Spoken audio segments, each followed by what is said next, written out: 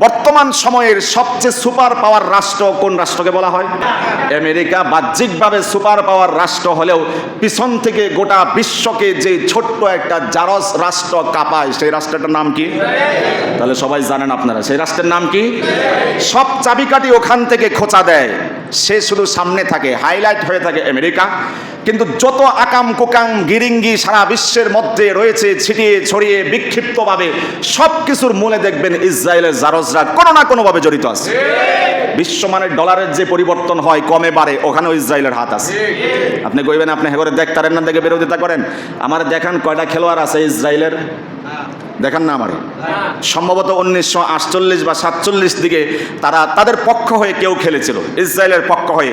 কিন্তু এই একটা বলের পিছনে 11 জন ইসরায়েল মিলে দৌড়ায় না, এদিক ঢুকায় না, ওদিক ঢুকায় না, বরং তারা সমস্ত মানুষকে, ধর্ম বর্ণ সবাইকে খেলার মধ্যে মত্ত রেখে নিজেরা মুসলমানদেরকে কিভাবে নিধন করা যায় সেই নীল নকশা এঁকে যায়।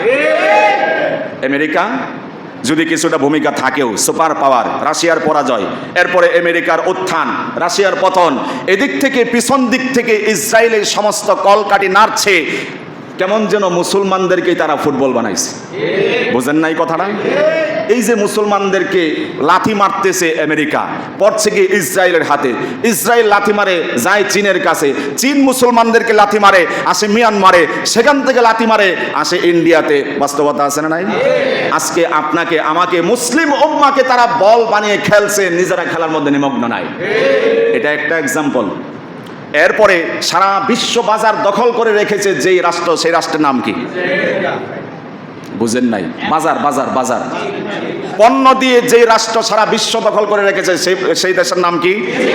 এবার বুঝছেন না? চার দোকানে যান, কইবেন যে কাকু একটা ব্যালেট লাগবে, ব্যালেট দেন, মেড ইন চীনা, মানে চায়না, এরকম কিছু লেখা থাকে। একেবারে 1 টাকা 8 আনার পণ্য থেকে শুরু করে ইলেকট্রিক পণ্য, বিক্রমপুর প্লাজা সহ যাইবেন খালি made in China, made in China, made in China. আছে না নাই? চায়নার কয়টা খেলোয়াড় বিশ্বকাপের সাথে জড়িত? বুঝান আমারে। অযথা অনর্থক বেহুদা কাজ, এটার যুক্তি আপনাদের সামনে উপস্থাপন করছি। কোরআন দিয়ে বললে মানতে চাইবেন না, কারণ চায়নারা এই 11 জন মিলে একটা বলের পিছনে দৌড়ায়া তারা অহেতুক সময় নষ্ট করে না, অযথা সময় নষ্ট করে না। তারা দেখে বিশ্ববাজারে কোন জিনিসের চাহিদা বেশি আছে, সেটারই নকল করে তারা একটা বানায়। এক কথায় বলতে চাই, চায়না গোটা বিশ্ব বাজারকে তারা দখল করে রেখেছে। এই 11 জন মিলে তারা এই বেহুদা কাজ, ফুটবল খেলার দিকে তারা আত্মনিয়োগ করে না। এটা যে বেহুদা কাজ, এটা বুঝাইলাম। খ্রিস্টান খেলোয়াড় অনেক পাইবেন, আপনি সার্চ করবেন মেসি কোন দলের, দেখবেন খ্রিস্টান।